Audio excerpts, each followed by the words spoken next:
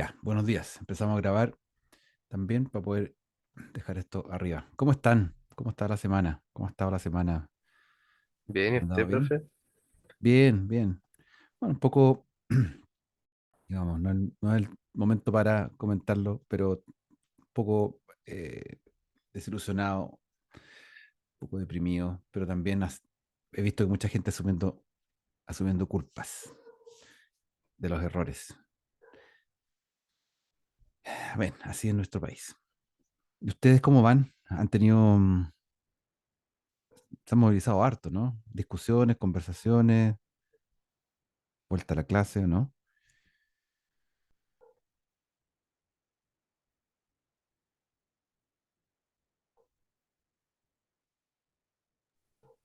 Sí, igual está piola el ambiente, pero estamos como igual atareados con la práctica y todo eso. Mm, O con que a la vuelta del receso tenemos sí. esta evaluación. ¿Dónde están haciendo práctica ahora? Nosotros en un colegio, yo y Ya, la Blanca, ya, nos encontramos en el mismo lugar. ya, qué buena.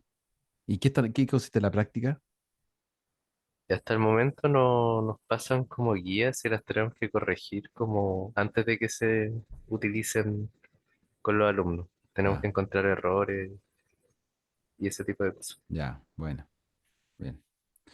Ya, empecemos la clase.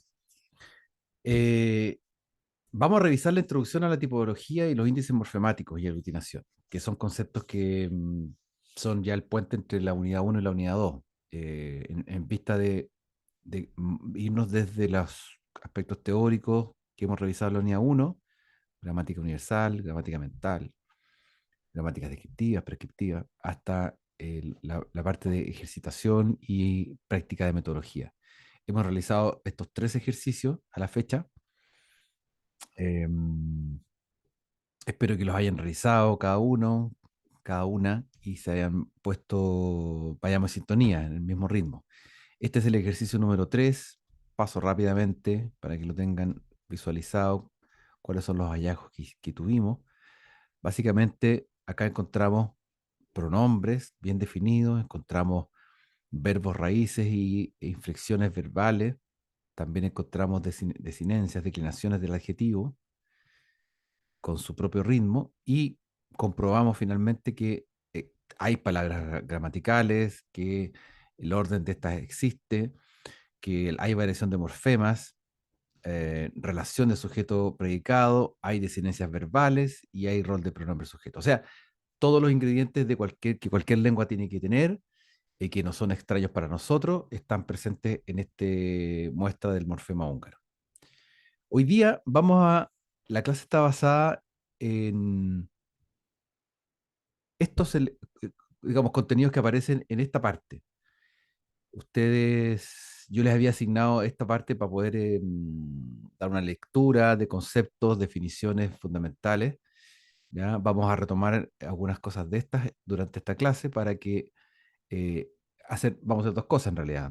Va a matar dos pájaros de un tiro, en el sentido de que vamos a poder eh, revisar los últimos contenidos de la unidad uno que van incluidas en la evaluación, y vamos a hacer el puente con la unidad 2 o presentación de la unidad 2 a través de los elementos del análisis morfemático. Así que empecemos entonces. Eh, Nosotros hemos visto que la clasificación genética o la clasificación de las familias lingüísticas es una gran forma de abordar las lenguas y que es súper clásica, porque en general lo que se hace cuando uno estudia, por ejemplo, portugués o francés o italiano, se le dice que pertenecen a la misma lengua, a la misma familia que el español. Hoy día vamos a tomar las dos nociones y haciendo una transición para poder revisar cuáles son los aspectos importantes de la clasificación tipológica, que finalmente lo que hace es compatibilizar que dos lenguas que no tienen nada que ver en términos familiares puedan tener mucho que ver, ser muy cercanas. Cuando uno piensa en el ruso y el inglés, por ejemplo, Sobre todo, si uno se acuerdan ustedes en los textos de estudio de historia universal, cuando empieza la Guerra Fría durante los 60, 50, 60, 70 y hasta los 80, los rusos y los norteamericanos se odiaban a muerte y decían que tenían diferencias culturales abismantes. Pero en estricto sentido, sus diferencias estaban en un plano más bien político-militar, tal vez cultural, hoy día ni tanto, sabemos que no, pero en el plano lingüístico las diferencias eran mínimas, puesto que son lenguas que pertenecen a una misma familia, a un mismo tronco indoeuropeo. Así es que el ruso y el inglés, que podrían parecer tan lejanos culturalmente, en sentido lingüístico son súper cercanas, porque la estructura interna de ambos se representa a través de sujeto, verbo y objeto, lo cual también es similar con nuestra lengua española. Eso hace que seamos parte de un mismo paraguas, pertenecer a una misma gran familia. De tal forma que hasta el momento lo que hemos visto, conversado en varias clases, tiene que ver con que las lenguas pertenecen a una cultura, a una cultura de los pueblos, a un parentesco entre sonidos, entre palabras, entre expresiones. Esa genética de la lengua es muy importante para poder estudiar, por ejemplo, los cognados, poder hacer traducciones lo más aproximada posible, lo más cercana posible y poder también entender la lógica, o lo que llaman los traductores el genio de la lengua. Entonces, la filología en particular se preocupa de estudiar estas apreciaciones, esta cercanía entre las lenguas. Por otro lado, nos encontramos con que la clasificación tipológica complementa aquello en el sentido de que ha permitido estudiar con mayor precisión los planos de los sonidos, los planos de los significados, sin estrictamente mostrar similitudes exactas, sino que va mostrando comparativamente cómo se dan estas conformación de palabras, de sonidos, de significados en una lengua y otra, y genera a la vez alimento para nutrir argumentalmente, argumentativamente, cuáles son aquellos patrones inherentes a las gramáticas universales y su manifestación en la gramática mental. Ahí tenemos una estupenda foto de Chomsky, fin de los 50, 60, sin computador, pero con una máquina de escribir. La tipología clasifica las lenguas según su organización. ¿Ya? Se fijan, verbo, sujeto, objeto, básicamente, todas las lenguas tienen lo mismo, eh, y eso hace que sean cercanas las lenguas de ese punto de vista. Por ejemplo, si tomamos el árabe clásico con el irlandés, ¿ya? Y dejamos a un lado los alfabetos y consideramos solamente la estructuración sintagmática, estas dos lenguas son muy cercanas porque se estructuran en un orden canónico de verbo, sujeto y objeto. Por otra parte, si consideramos el hindi, dejamos a un lado su alfabeto complejo y solo vemos el patrón gramatical, sintagmático, el hindi y el japonés son muy cercanas porque se estructuran canónicamente a través de un sujeto, objeto y verbo. De tal manera que más allá de los elementos culturales o familiares, las lenguas pueden estudiarse transversalmente desde el punto de vista de su gramática. Es por esto que la estructura es clave, es súper clave para poder entender las lenguas. Ejemplo, el árabe y el irlandés no tienen ninguna conexión genética, no son parientes, no son familiares, no pertenecen al mismo tronco lingüístico, pero sí pertenecen a la misma clasificación según el orden de palabra. Son BSO. En tanto, el irlandés con el hindi tienen diferentes órdenes de palabra, uno BSO y el otro SOB, pero pertenecen a la misma familia, porque pertenecen al tronco europeo, indoeuropeo.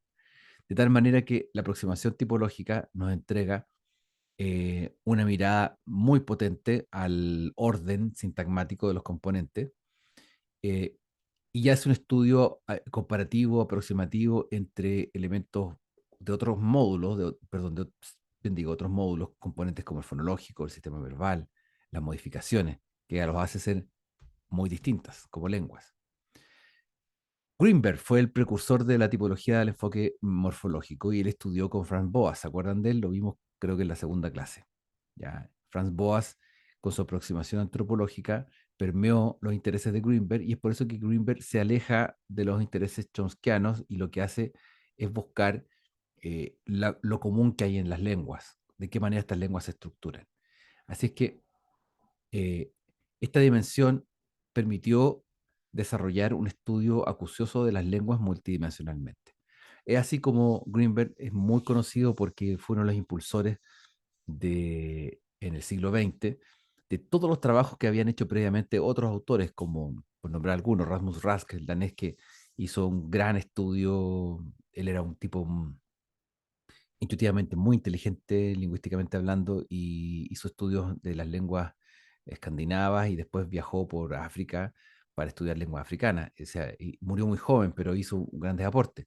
En esa misma escuela, estamos hablando de estudios desde los años 1800, 1780, 1850, aprox, en el siglo XX ya Greenberg canaliza aquello en las hipótesis de las familias lingüísticas o de las macrofamilias. Es así que nos encontramos con que la familia lingüística indoeuropea, a la cual pertenecen nuestras lenguas más cercanas, son parte de una gran macrofamilia, la familia euroasiática. Nosotros no tenemos nada que ver con Europa ni Asia, estamos en América del Sur, pero el español al pertenecer al indoeuropeo es parte de esta gran macrofamilia. Fíjense acá, les punteo cuáles son estas familias dentro de la macrofamilia. El indoeuropeo, que ya lo conocemos, sabemos que aquí hay lenguas eslavas, germánicas, itálicas, eh, eh, asiáticas de la India o del Asia Menor. El urálico, en el cual aparecen dos grandes corrientes, el samoyedo y el fino-ugrio, ahí está el finlandés, el húngaro. El altaico, donde el gran protagonista es el turco, mongol y tungucio. El ilyak, al norte de Salkalim, eh, el coreano-japonés Ainu, y el Chukotio en Kamchatka y el noreste de Siberia. Fíjense que ahí les dejé un esquema, un mapita mundi chiquitito de la zona, para que vean que dentro de esta parte del mundo nos encontramos con una gran diversidad de familias lingüísticas impresionante. O sea, tenemos el Yilyak acá, al norte de las islas Sajalín, el coreano japonés Ainu, que todo se dice que la hipótesis es que una familia que tienen raíces muy cercanas, aunque muchos han dicho que no, ya vamos a conversar de eso. Están situadas en la parte septentrional de Japón, en las Islas Kuriles, en la mitad meridional de la isla Sajalín en Rusia, Sajalín, el Chukotio en Kamchatka y en el noreste de Siberia, acá arriba. Entonces, una serie de familias que deberían tener, deberían ser parte de esta gran macrofamilia euroasiática. Se dice que, no sé si han indagado sobre el origen del japonés, digamos, por un interés también, como es parte de la carrera, de algo tuvieron de japonés y si bien no ustedes están en portugués, pero algo de japonés les debe interesar o bien saber de dónde proviene. ¿Tienen alguna idea de eso, Patricia? Por ejemplo, el japonés es parte de una familia que comparte con el coreano o has escuchado otra cosa?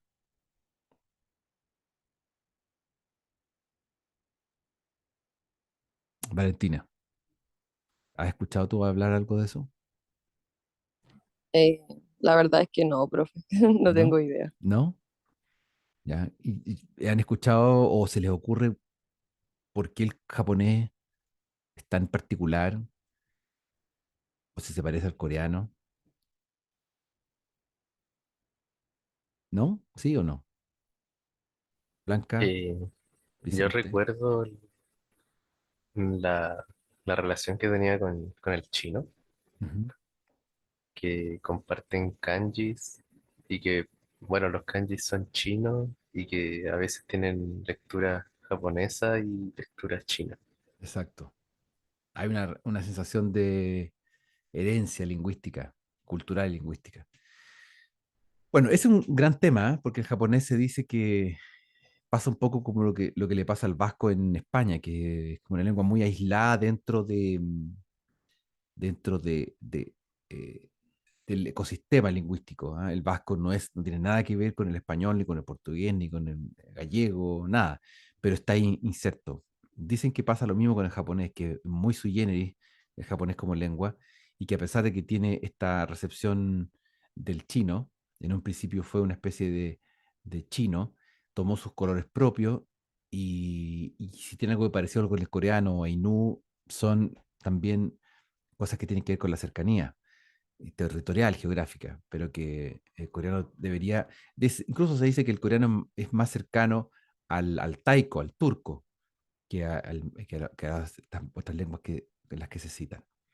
Finalmente, en esta gran macrofamilia está el esquimauneutino, o sea, todas las lenguas esquimales que están en la zona ártica, en Siberia, Rusia por un lado, y por otro lado, Canadá arriba, en el sector norteamericano.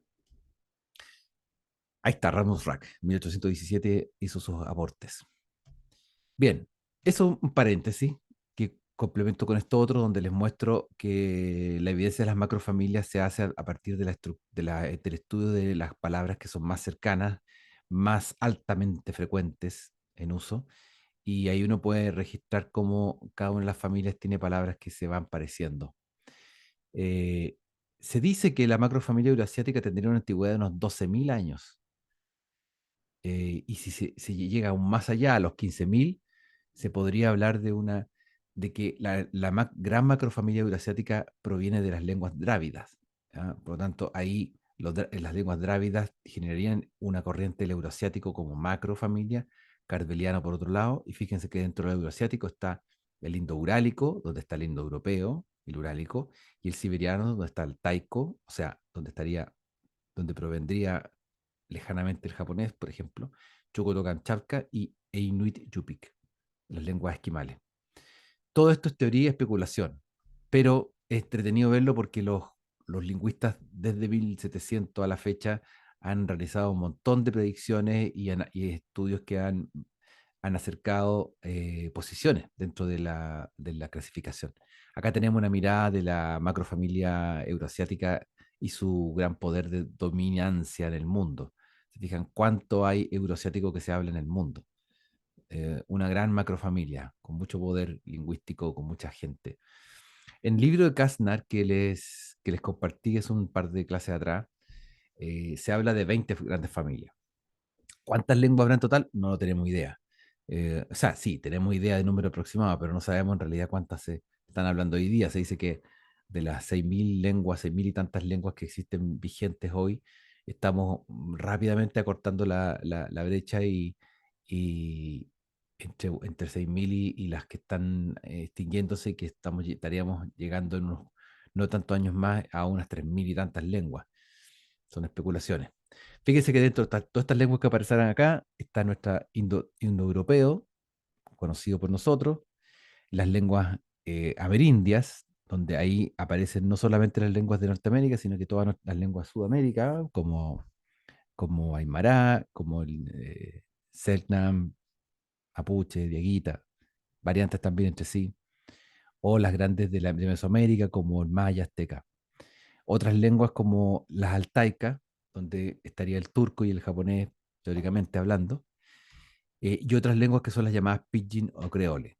Las pidgin o creole, para hacerse una idea, un ejemplo, si es que no lo habían hablar, son aquellas lenguas que están en estado de evolución, en su estado más primigenio. Por ejemplo, si uno piensa en Hawái y la conformación de la población y cultura de Hawái, tiene mucho que ver con las migraciones desde China, desde Japón, desde África, y que conforman una comunidad muy especial. La lengua de intercambio comercial que se habló en Hawái en algún momento fue denominada pidgin, porque era simplemente como palabras eh, que representaban objetos. Piensen ustedes en el comercio, o sea, si quiero vender harina, la palabra harina, había muchos también portugueses, la palabra harina tenía que tener algún equivalente para todos igual. Entonces, el ponerse de acuerdo en esa palabra, en ese set de palabras, implicó un pidgin. Y luego cuando ese pidgin se desarrolla y empiezan imagínense, nacen niños que empiezan a hablar este pidgin y empiezan entre ellos mismos a conversar y generan sintaxis, nacen los creoles. Eso vamos a tratar de verlo, ojalá tengamos tiempo como para poder revisarlo hacia el final de la segunda unidad o principio de la tercera. Está medio difícil por cómo se viene este semestre, con fecha y todo, pero vamos a ver si vamos a conversar algo de aquello. Volvamos entonces, ese fue un paréntesis, volvamos entonces a lo que hace Greenberg. Y aquí les voy a pedir atención porque nos vamos a meter de lleno en el aporte de Greenberg, que eh, aparece también mencionado en las páginas que les comentaba al inicio de la clase. Estas muestras, dice Greenberg, las lenguas hay que estudiar a partir de unidades mínimas. y hay que obtener esas muestras. Esas muestras se llaman índices. Greenberg estudia los índices desde dos puntos de vista, desde el punto de vista morfemático y desde el punto de vista sintáctico. ¿Ya? Morfemático entendiendo morfemas, unidades mínimas esenciales de sonido y forma y significado, o básicamente que complementan a otros significados, pero es la unidad mínima indivisible. Eso es muy parecida a la noción del signo lingüístico de Saussure, pero acá está pues, planteado desde el punto de vista mucho más mecánico, en el sentido de que el morfema a veces puede no tener un significado completo, pero sí es una unidad indivisible que ayuda a hacer otras cosas. Por ejemplo, la S en español es síntoma de pluralización. Por lo tanto, no es un morfema que tenga significado, pero sí tiene funcionalidad. Sintácticamente hablando, Greenberg estudia cómo estos morfemas se van concatenando en secuencia. Así que ahora voy a pasar a explicar aquello. Por favor, me interrumpen, me preguntan si no se entiende algo. El primer indicador, el primer índice que estudia Greenberg es el de los morfemas. Todo esto que estoy hablando de Greenberg está en su primer artículo, o en otros también, pero está eh, descrito en su primer artículo importante, fundacional, que yo se los voy a compartir en otro momento. Y, porque de hecho ahí en la segunda evaluación ahí vamos a tomar algunas cosas de ese artículo para evaluar, así que es importante que lo revisen de primera fuente. Pero antes de eso, yo quiero mostrarles un poco, introducirles a este mundo de Greenberg con esta explicación y en esta clase. Por eso también la estoy grabando para que ustedes después la puedan revisar cuando estén aburridos. Esta estructura, entonces, de los índices morfemáticos tiene dos cosas importantes. Dice Greenberg que hay que estudiar los morfemas desde el punto de vista de su raíz con sus afijos, o sea, las funciones que cumplen todas estas unidades indivisibles y las inflexiones que cumplen funcionalmente, por ejemplo, la pluralización o el número. Y al igual que esto, también es importante las derivaciones o elementos que derivan como cuando uno cambia de sustantivo a verbo. Eh, por ejemplo, no sé, cualquier cosa, compra, comprar, por ejemplo. Esa sería la primera aproximación, los índices morfemáticos. La segunda gran aproximación es la de los índices sintácticos. Eh, Cuando se habla de índice sintáctico, se está hablando de la recurrencia, la frecuencia de aparición de ciertos morfemas cumpliendo funciones más amplias que son las sintácticas. Entonces, ya esto es un poquito más complejo, porque no solamente se clasifican los morfemas, sino que se examina su comportamiento en grandes segmentos de enunciación. Eso nosotros lo hacemos automáticamente con nuestra gramática innata mental y lo planteamos en oraciones. Cuando sentimos que estamos aprendiendo o que estamos siendo competentes en una segunda lengua, es porque hemos aplicado estos dos criterios, estas dos formas de expresión. Bueno, el segundo componente, el llamado índice sintáctico, es conocido también como la aglutinación. ¿En qué sentido? La aglutinación, como dice la definición ahí, es una proporción precisa de morfemas adyacentes que entregan unidades de significado a una estructura morfológica. Fíjense lo importante que esto. O sea, tenemos morfemas en todas las lenguas, pero no podemos explicar su significado, su uso, si es que no revisamos la proporción de manifestación lingüística en una cadena, en un enunciado. Ya vamos a ver algunos ejemplos. Los tres grandes tipos de aglutinación son estos: la analítica, sintética y la polisintética. ¿Habían escuchado, Gabriel, había escuchado esto alguna vez, estos tres términos?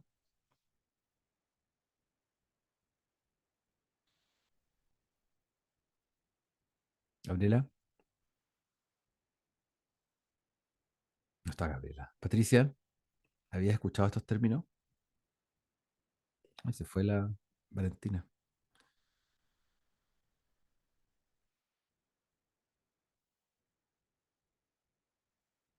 Eso es lo que no me gusta de estas clases de déjà vu a la vuelta de los Zoom donde uno está hablando solo. ¿Profe, se escuchará así? Te escucho, Patricia. ¿Ahora sí? Y ahora sí. No, no había escuchado antes estos términos. No, no lo había escuchado antes. No. Ah, no. ¿Y alguien lo había escuchado? Me interesaría saber eso, si es que lo han escuchado alguna vez. Lo habían mencionado en alguna No, clase, sinceramente no. ¿no? Ya, qué No. raro. A lo mejor no lo recuerdan, pero bueno, pues son parte. Nosotros vamos a revisar estas distinciones bien en detalle. No en detalle estas tres, pero sí en detalle lo que es la aglutinación. Así que les pido también nuevamente un refuerzo de atención, respirar hondo para chequear de qué se trata esto. Les voy a presentar a continuación, eh, muy brevemente, lo más caracterizado posible, los índices morfemáticos y los índices sintagmáticos. ¿Ya? Los índices morfemáticos, según Greenberg, él dice que existen cuatro maneras de entender los índices morfemáticos. ¿Ya? Cuatro maneras de clasificar estos índices morfemáticos. La primera tiene que ver con el número de morfemas totales que hay al interior de una palabra. Y es un indicador, dice Greenberg, para poder clasificar una lengua. Por ejemplo, piensen ustedes, ¿cuántos morfemas tiene una palabra en español? Clásica, común y corriente. ¿Cuántos morfemas tiene una palabra portuguesa? ¿Cuántos tiene una palabra inglesa? ¿Cuántos morfemas debería tener una palabra en japonés? O sea, pensar en eso, ya pensar en eso nos indica, nos lleva por un camino tipológico distinto al de las familias lingüísticas. Porque puede ser que algunas lenguas no coincidan familiarmente, pero sí coincidan en el número de morfemas con los cuales se estructuran. Por ejemplo, ¿cuántos morfemas tiene la palabra lapicera? Gabriela, ¿cuántos morfemas tiene la palabra lapicera?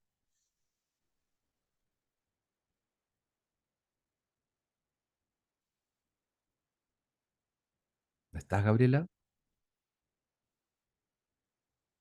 Parece que no está, dejó encendido y se fue. Vicente, ¿cuántas morfemas tiene la palabra lapicera?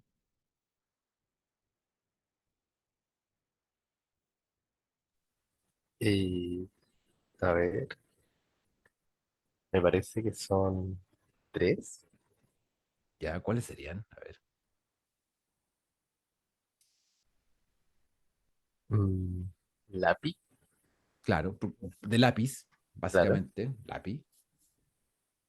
Cera, que sería, bueno, ser. Porque ese lápiz, esa C de ahí es de lápiz con Z, pensémoslo en sonido. Ah, ya. ¿Verdad? Entonces, lápiz es la base, la segunda, segundo sufijo, Y el tercero es la A, que da el la, género. claro. Lapicero, lapicera. O sea, tenemos un morfema de base, de raíz, otro morfema de un sufijo que transforma la palabra lápiz a y una A que genera el género. Desorden, Blanca. ¿Cuántos morfemas tiene desorden? Dos, Tiene dos, ¿cierto? ¿Cuáles son? el prefijo des y orden. De orden, perfecto. Entonces, ahí nos encontramos con el primer criterio. Dentro de los índices morfemáticos, el primero es el número de morfemas. Ya eso es significativo. Fíjense, por ejemplo, esto tomado de Greenberg, que él saca promedios. Dice que el inglés tiene unos 68. Y esto a pesar de que el inglés tenga palabras con morfemas, con cuatro morfemas como illogical, donde ahí están marcados I, log, ich, al, donde están cuatro morfemas marcados, el promedio es 1,68. Muy probablemente nuestro español también esté promediando cercanamente a eso. Fíjese que el vietnamita ya tiene mucho menos y el esquimal tiene un alto número de morfemas, como 3,72. Para que eso sea un promedio, imagínense que los morfemas en esquimal deberían ser como 5, 6, 7 morfemas por palabra, lo que lo hace bien difícil para efectos de nuestro español o del portugués o del inglés. De tal manera que el esquimal es una lengua compleja desde el punto de vista ya solamente con el número de morfemas. Ahora, se complejizaría un poco más si consideramos el segundo tipo dentro de la clasificación de los índices morfemáticos, que es, valga la redundancia, los tipos de morfemas. Es decir, eh, en español, si descolorido tiene tres morfemas, no solamente son tres morfemas, además podemos decir que el morfema central es una raíz, el morfema del lado izquierdo es un prefijo negación y un morfema de la derecha es un sufijo de adjetivación que produce la adjetivación, que color se transforma en colorido, que ha perdido el color.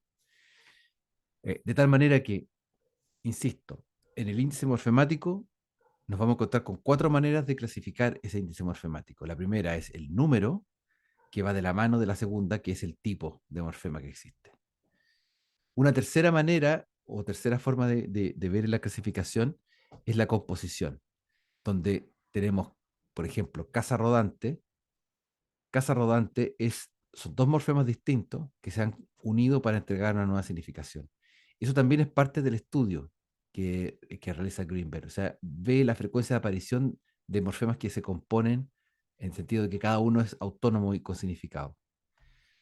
Y el cuarto tipo es el afijo de inflexión o derivacional, que este también es muy clásico. Por ejemplo, ahí yo les marqué los perros de la plaza. Los perros de la plaza, OS, eh, la O indica género, ¿cierto? Y la S número.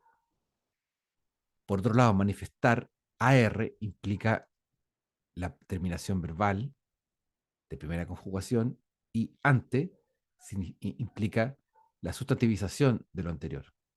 De tal manera que los afijos de inflexión tienen que ver con, eh, ¿con qué tienen que ver los sufijos de inflexión?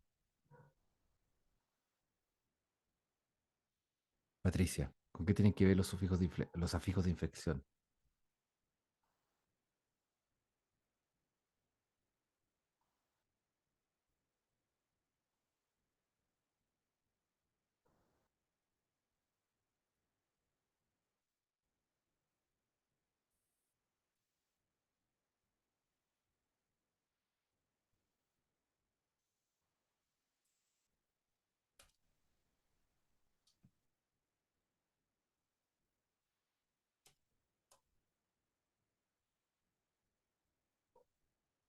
Un mensajito.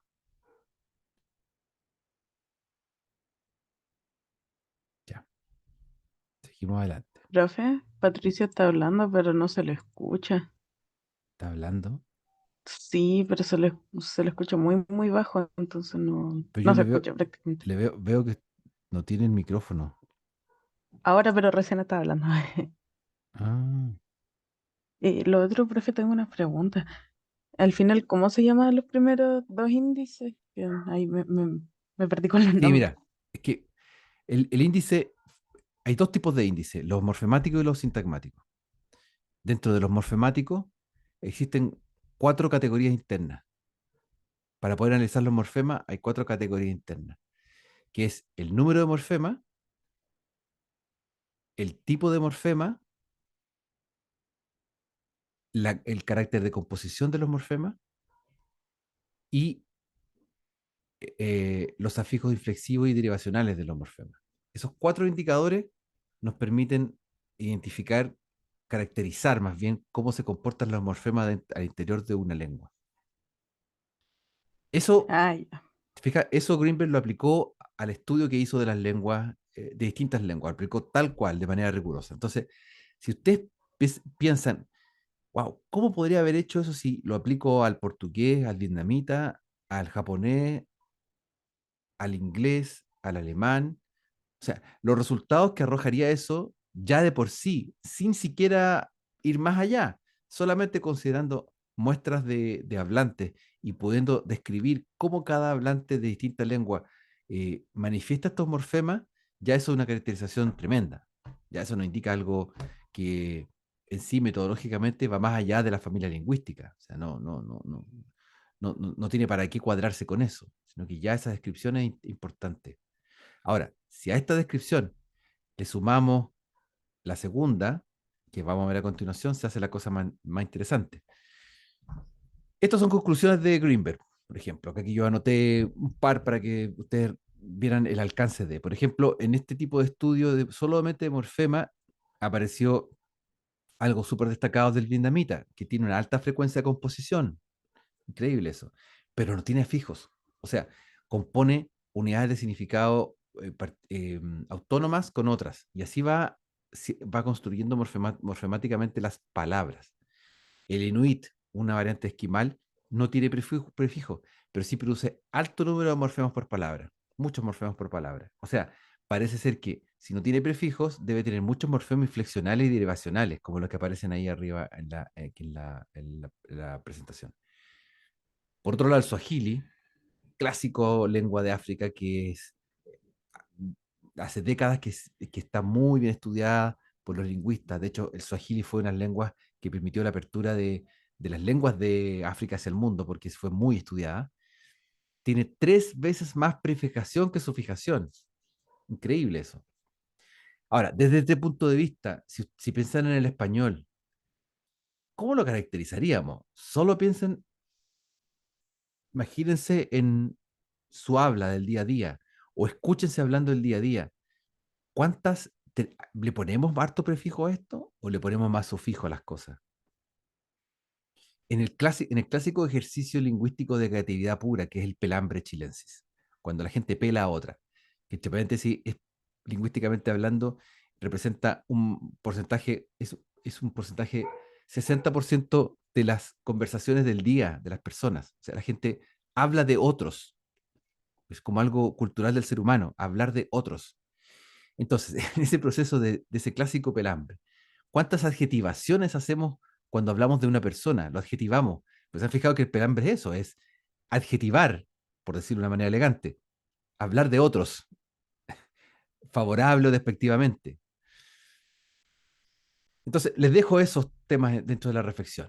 Ahora, si sumamos a estos índices morfemáticos, a esta manera de estudiar las lenguas a través de los morfemas, le sumamos el componente de aglutinación, la cosa se pone más interesante. Porque ya decíamos que la aglutinación es un parámetro también de frecuencia de unión de componentes sintácticos. O sea, ¿cómo responde una lengua a la demanda de unir morfemas para poder generar expresión lingüística? Entonces, fíjense acá, este ejemplo del inglés. El fenómeno de la predicción del gerundio. La regla gramatical del gerundio, por ejemplo. Esa es una regla predictiva de aglutinación. O sea, cuando nosotros hablamos inglés, sabemos que si queremos queremos usar eh, expresiones de gerundio, queremos también, por ejemplo, el verbo lo queremos presentar como una acción, usamos el gerundio, walk, walking. Y sabemos que eso funciona como un índice de aglutinación potentísimo dentro del inglés. Por otro lado, en el inglés también, al igual que en el español, nos encontramos con que las formas irregulares dan baja predictibilidad de aglutinación. Por ejemplo, en inglés, slept, sleep no es sleeped, es slept.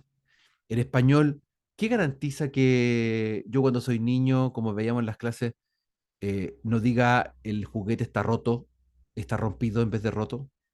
Porque si correr, corrido, romper, rompido, deberían funcionar normalmente. ¿Por qué debería ser otra cosa? Entonces, el índice de aglutinación en los verbos irregulares es súper baja su predictibilidad, no genera mucha confianza, hay que aprenderse las cosas un poco como de memoria. Así es que, para cerrar esta parte de la aglutinación, esta presentación de la aglutinación, por ejemplo, Greenberg decía, el esquimal arroja un 0,3 por palabra de aglutinación. El swahili mucho menos, 0,67, el inglés menos, 0,30. Entonces, wow, ¿a qué nos estamos refiriendo? A que una lengua no solo es estudiable desde el punto de vista de la cantidad, tipos de morfemas, sino cómo estos morfemas se van concatenando unos con otros en cadenas de sintagma.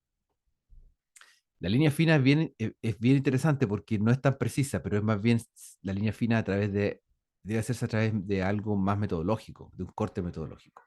¿Alguna pregunta hasta acá, chiquillas, chiquillos? ¿Comentarios? No, todo ¿No? súper claro. ¿Sí? Ya. Sí. Bien, tú eres una persona atenta por eso. Actualmente la clasificación se ha simplificado para unir los índices en una mirada progresiva. Es decir, lo voy a decir en otras palabras, como tenemos toda esta cantidad de morfemas que se unen, que se conectan y que son clasificables de acuerdo a las dos maneras que ya revisamos, y la alta frecuencia de aglutinación que deberían tener las lenguas, esa sumatoria de esos dos elementos metodológicamente hablando generó algo que es uno de los paradigmas del estudio lingüístico y que ha tenido repercusiones muy potentes en la traducción y en el estudio de lenguas, que es esto que está en este cuadrito. Lo analítico, la estructuración analítica de las lenguas, perdón, lo voy a decir de otra manera, la aglutinación analítica, la aglutinación sintética y la aglutinación polisintética. Aquí están estos nombres medio extraños que estábamos comentando. Cada una de ellas tiene una frecuencia. ¿Ya? La analítica una frecuencia baja de aglutinación, la sintética una frecuencia alta y la polisintética altísima, altísima, altísima. Si pensamos, recuperamos lo que decíamos más, 2 slides más atrás de los esquimales, del Inuit, lengua esquimal, que decía que tiene muchos morfemas para la derecha, quiere decir que polisintéticamente hablando, como tiene una frecuencia alta de aglutinación de morfemas, se hace más compleja que una lengua, por ejemplo, analítica, que los morfemas son menores. Ahora, pregunta, pensemos en nuestro español, así intuitivamente, chiquillas, a ver si Gabriela o Patricia se sintonizaron y se conectaron. ¿Qué tipo de lengua sería el español desde el punto de vista de la frecuencia de aglutinación de morfemas? Así intuitivamente, sin mirar ninguna definición ni nada. ¿Analítica, sintética o polisintética?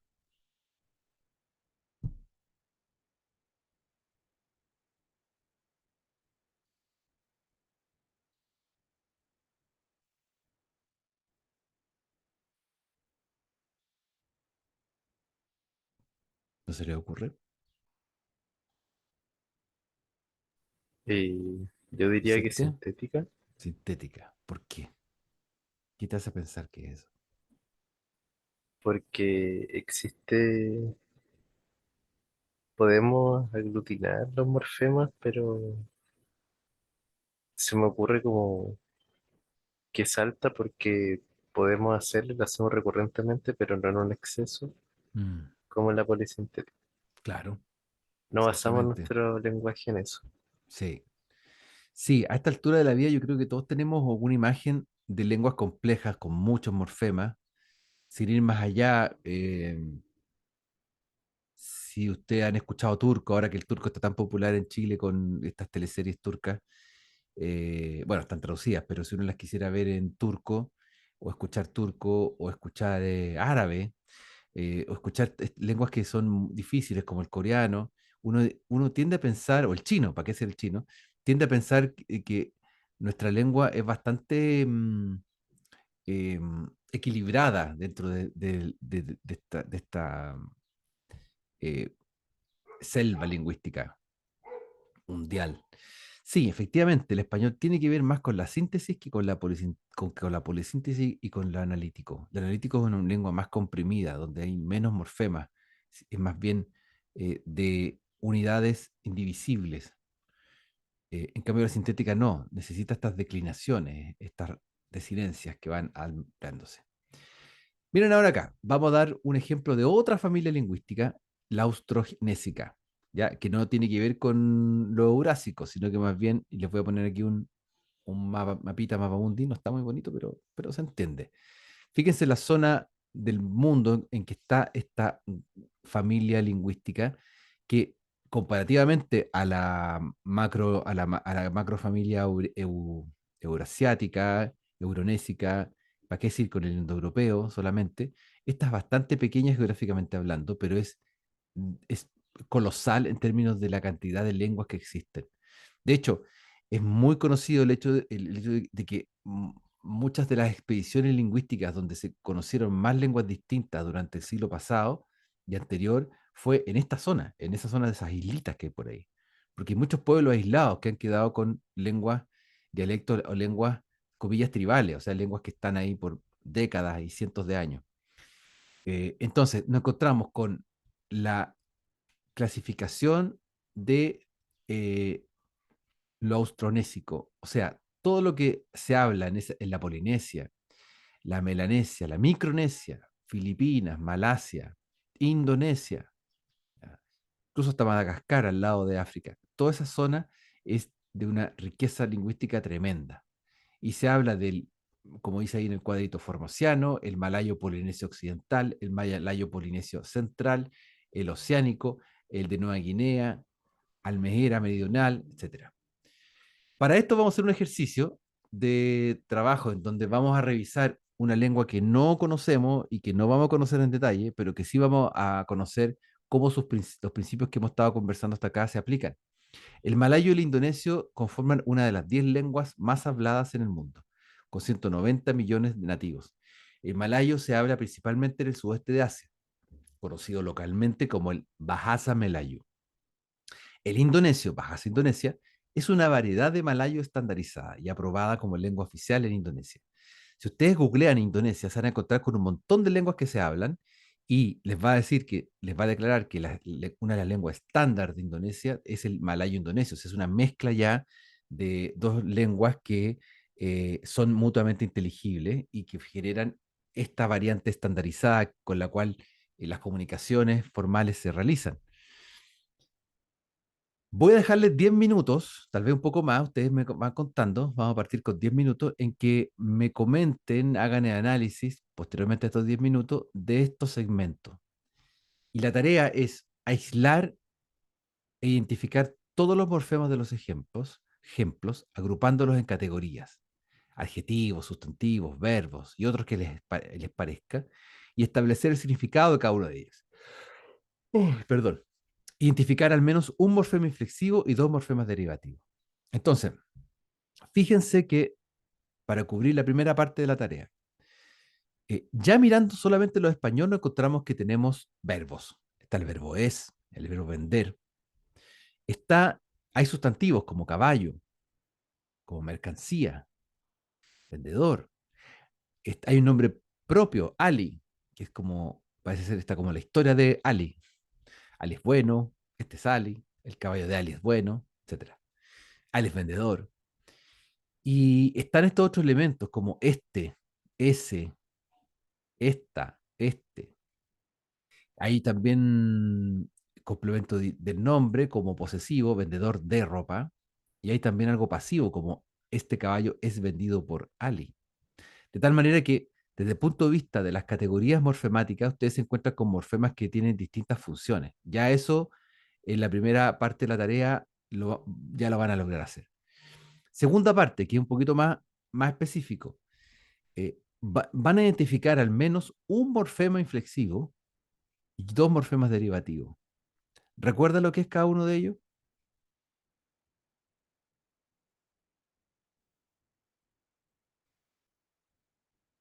¿Qué información entrega un morfema inflexivo y qué información entrega un morfema derivativo?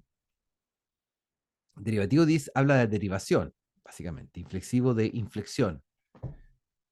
¿Cuáles serán esos conceptos? Cuéntenme a ver si se acuerdan.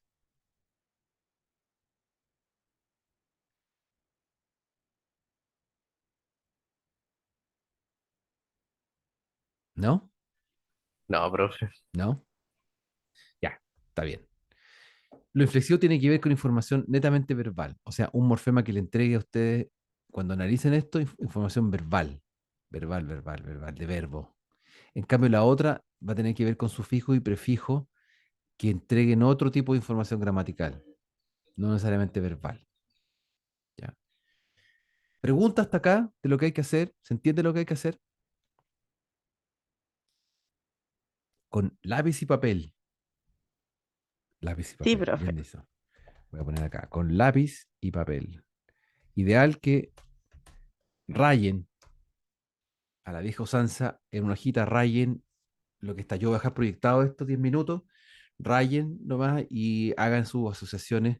Es súper entretenido esto. Ojalá que les guste a ustedes también porque va a ser parte importante de la segunda unidad donde vamos a hacer varios ejercicios con lenguas distintas. Este es uno de los primeros que vamos a hacer. En estricto rigor el segundo, pero el primero fue el húngaro. Ahora estamos con este. Ya, tenemos 10 minutos. Yo tengo 12:20, 12:40. eh, revisamos avance, revisamos desarrollo del ejercicio. Yo voy a estar acá, voy a poner, me muteo, pero estoy acá, ¿ya? Así que Suerte, empezamos.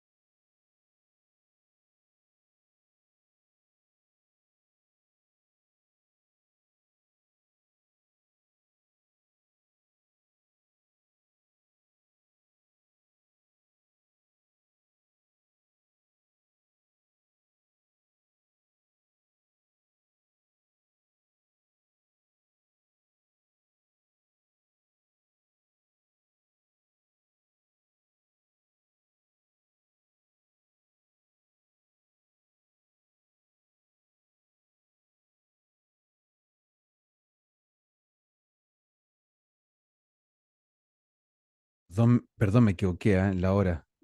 A las 12:30, porque a las 12:45 termina la hora, así que a las 12:30 empezaríamos a revisar el ejercicio. Ya. ¿Cómo van? ¿Han podido avanzar un poquito? Sí, aire Ya, vamos dando. ya, excelente.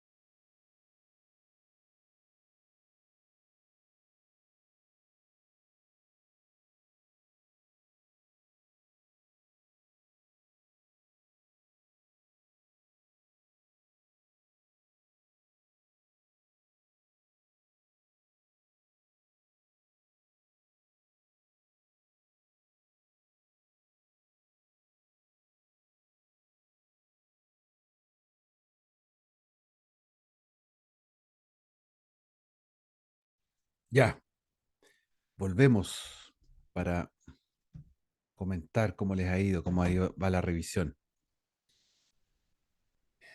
Cuéntenme, ¿alguna observación? No importa que no hayamos terminado completamente, íntegramente, pero alguna observación que ustedes pudiesen aportar, entregar, como siempre, empezando desde el número uno, número dos, que en este caso este ejercicio, no sé si están de acuerdo conmigo, creo que es un poquito más complejo que el otro, del húngaro, un pelo más complejo porque tiene algunas cosas que son distintas al otro, tiene como es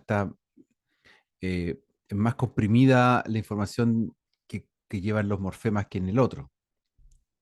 ¿Están de acuerdo conmigo en eso?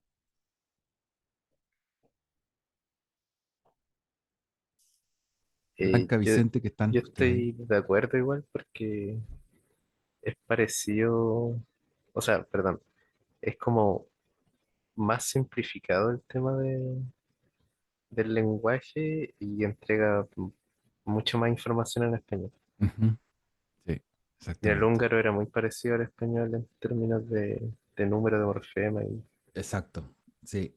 y la cantidad de información. En ese sentido, el húngaro es más fácil de aprender, entre comillas, que este.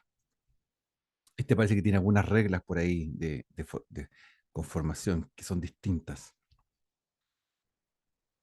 Veamos, en uno y dos. Vicente, cuéntame, ¿cuáles son los significados de cada uno de los elementos que están ahí?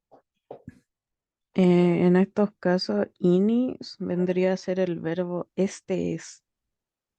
Ya, como que lleva ese significado. Sí, salud. Perdón. Gracias. Ya, ¿qué es CUDA? ¿Caballo? Es Caballo. un sustantivo Sustantivo. Caballo. ¿Dónde más aparece CUDA? en la 4 En la y 4 en la CUDA. 5 En la 5 y en la CUDA. 7. Y en la 7 CUDA. Sí, totalmente. Exacto, exacto. Ya. Tú dices, Blanca, que INI en la 1 y la 2 es como decir este es. Sí, ¿Sí? ¿Pero qué pasa entonces en la 6 y la 7 donde aparece INI y aparece atrás Walan INI, CUDA INI, aún. Chan? ¿Qué pasará ahí? ¿Cuál será la diferencia? Yo, me, Uno. Está bien, mira, aquí no vamos a ver no tenemos una gramática del malayo indonesio, sino que el ejercicio, la gracia de estos ejercicios es que al final son hipótesis que tienen que tener, toda hipótesis tiene que tener una demostración coherente con lo que se afirma. Y cada uno de los elementos morfemáticos que analizamos es la evidencia de una hipótesis que formulamos. Eh, si tú formulas hipotéticamente que ini cuda, ini ale, eh, expresan el verbo de manera implícita en el ini, eh, ¿cómo solucionar el hecho de que en 6 y 7 ini aparece posteriormente a los elementos que determina, a diferencia del uno y el 2? Tal vez será eso. Podríamos decir hipotéticamente que la posición de ini implica un significado especial. O sea que la sintaxis está siendo significativa para efecto de la traducción que nosotros estaríamos haciendo de esta lengua. ¿Me siguen en ese razonamiento?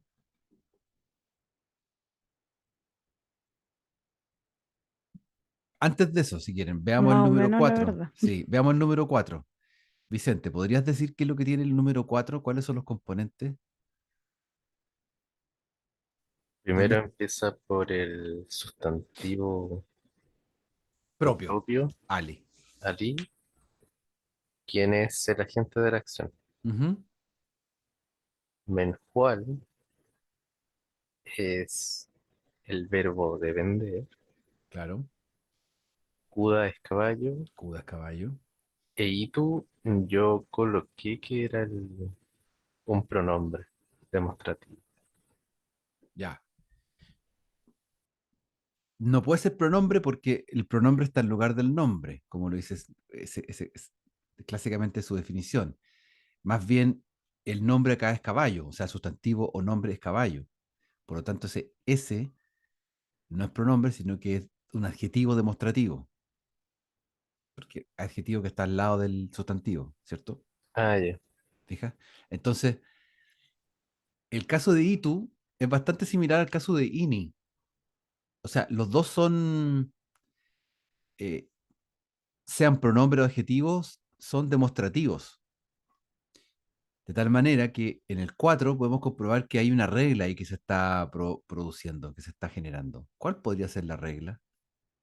A diferencia del número 2 y número 3. Porque piensen que la número 1 y la 2 podría ser Itukuda, Itu Ali. Pero escogieron Ini para decir este es. En cambio acá, ese caballo es Kuda Itu. ¿Cuál será la regla que hay ahí?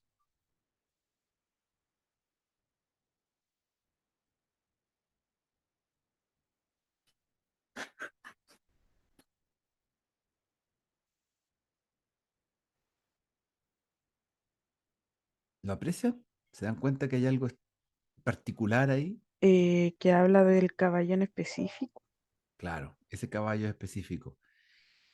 Y cuando está ese caballo específico, ese adjetivo al lado sustantivo, el adjetivo que demuestra, en este caso ese, en el malayo indonesio va al revés. Kuda, itu. Si dijéramos itu kuda, sería algo como decir ini kuda, como el primero, donde ini sí es pronombre personal, perdón, pronombre demostrativo, ini, este. Lo que no está claro es dónde está el verbo ser. Si es que el verbo ser está incluido, implícito por el orden que tienen esos dos componentes, yo me inclinaría a pensar que está implícito, porque ini es este en todos los lugares donde aparece. Entonces parece ser, la hipótesis que me parece más plausible es que en Inikuda, Iniali, se puede apreciar que el pronombre demostrativo, al estar en primer lugar, o sea, perdón, al estar ini en primer lugar, es un pronombre demostrativo y entre medio hay un verbo. Si sumamos ali vagus a la explicación, nos encontramos con que vagus es bueno y ali, que está jugando a la misma posición de ini, no significa el verbo ser. Entonces, ya la 3 nos demuestra que el verbo ser está usado de manera implícita por la posición que tienen los elementos. Y además, una cuarta evidencia es que en todas las lenguas el verbo ser y estar es complejo, es irregular, es raro. Entonces, además demuestra eso, que el verbo ser es un verbo irregular, complejo, porque en la 4, como decía Vicente, Menyual tiene la noción de vender. La noción de vender está explícita. ¿Sí? ¿Me siguen? ¿O me fui por otro lado? No me alcanzaron a pescar. No, sí, sí. ¿Sí? Sí, sí, Algo se Sí, entiende. sí, sí se sí. entiende, pero es harto que Sí, procesar. sí, hay harto que procesar, sí. Por eso después revísenlo el ejercicio bien para que puedan avanzar en esto, porque se lo voy a dejar de tarea la segunda parte. Em, Otra apreciación con respecto a eso, fíjense que se comprueba en la 5 y la 6, donde Kuda, caballo, caballo de Ali, aparece en posición. Kuda Ali significa caballo de Ali. Y nuevamente aparece el verbo ser implícito, porque dice Kuda Ali, vagus. Y en la sexta, fíjense que nuevamente el verbo ser aparece implícito, porque Yolan es mercancía. Ini es esta. Yolan ini. Si dijera ini Yolan, sería esta es la mercancía. Pero como dice Yolan ini, es,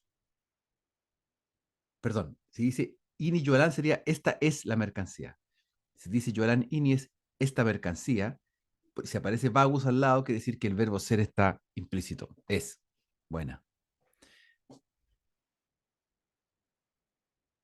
Bien, ahí están los elementos. Vamos a quedar acá. Yo les voy a dejar, les voy a enviar de todas maneras la presentación con la solución de esta parte, para que lo vean. Yo lo voy a avanzar y ahí está toda la explicación. La salté rápido. Y acá les voy a dejar como segunda parte para practicar, para que se habitúen, la traducción al inglés de la expresión kuda vagus y nikuda ali. ¿Se fijan? Ahí está, kuda vagus y nikuda ali. Wow. ¿Cómo se traducirá al inglés eso? Al inglés. Después traducir al malayo indonesio las tres expresiones. La mercancía de Ali es ropa, este es un buen caballo, este caballo es bueno. Luego, si Mendidik corresponde a la noción de educado, ¿cuál es el significado de Pendidik y Titican? O sea, ustedes van a encontrar, cuando terminen de hacer el análisis, van a encontrar que existen ciertas partículas que entregan nociones de verbos, de sustantivos, de agente. Tranquilo, tranquilo, Vicente. ¿Sí? No, no. Lo que pasa es que le falta terminar el análisis. Esto parece chino en este momento, pero van a ver que le va a caer por un tubo todo cuando vean la explicación que está en el slide anterior. Luego, ya a nivel de confirmación de comportamiento lingüístico, hay 5 aseveraciones que ustedes van a ver verdadero y falso. ¿Ya? La evaluación número 1. Como ustedes, suertudos, suertudas, tienen la próxima semana receso, 18, el lunes 19 es feriado y nos encontraremos el viernes 23 para hacer la evaluación. Tenemos que hacerla para que no se nos junte con otras evaluaciones. ¿Qué es y cómo funciona el lenguaje humano en las lenguas? Es la unidad 1 y aquí están los 3 libros de base, o sea, los contenidos que hemos visto en las presentaciones, los apuntes que ustedes han tomado. Recuerden que Ray Jackendorf hemos visto 3 capítulos de lectura, hemos revisado en clase, así que ahí está la información que hay que ver, referida a gramática mental, universal, etcétera. De Anatoly Ovin, que ahí está una foto de él, las páginas 1 a las 6 hemos visto solamente. Que hemos visto algunas, de hecho, hoy día terminamos de ver algunas cosas de la página 5 y 6, así que esta clase les sirve como material de estudio. Y, por favor, ese texto, que es muy cortito, un artículo de 12 páginas apenas, How many languages are there in the world? Es súper entretenido, van a ver que hay unos ejemplos muy ilustrativos sobre cómo analizar lenguas, sobre la perspectiva genética versus la perspectiva tipológica, pero está escrito de una manera bien entretenida, digamos, más tipo periodístico que tipo artículo académico, así que es bien entretenido. Eso es la información la información que va en la evaluación número 1, que es netamente teórica. Es una prueba que tiene parte de desarrollo, de ensayo y tiene respuesta alternativa. Pregunta final, comentario.